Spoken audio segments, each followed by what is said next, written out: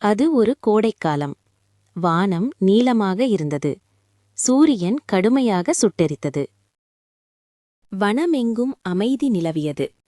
வாசன் நரிக்கு மிகவும் பசியும் தாகமும் எடுத்தது. அவன் உணவை தேடி அலைந்தான். எங்கேனும் ஏதேனும் கிடைக்குமா என்று நினைத்தான். அப்போது அவனது கண்ணில் ஒரு காட்சிப்பட்டது.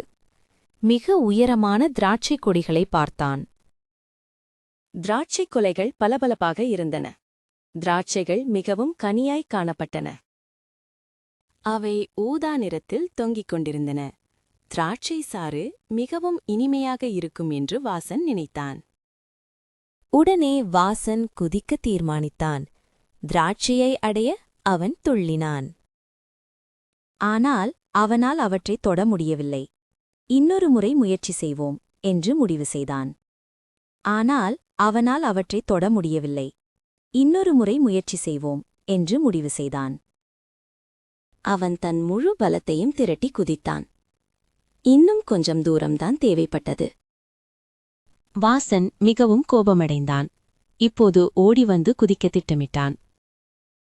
அவன் காற்றிலே மேலே பறந்து போனான். ஒரு திராட்சை கூட கையில் சிக்கவில்லை. வாசன் சோர்வடைந்து கீழே அமர்ந்தான். திராட்சைகள் அவனை கேலி செய்வது போல் இருந்தது. இந்த முயற்சி வீணாகிவிட்டது என்று முணுமுணுத்தான். திராட்சைகள் நிச்சயம் புளிப்பாய்த்தான் இருக்கும்.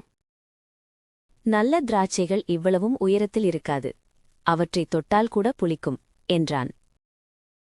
பசியுடன் இருந்தாலும் அவன் தன் முடிவை நம்பினான். வேறு வழியில்லை. வாசன் அவ்விடத்தை விட்டுச் சென்றான். பசியுடன் இருந்தாலும் அவன் தன் முடிவை நம்பினான். வேறு வழியில்லை.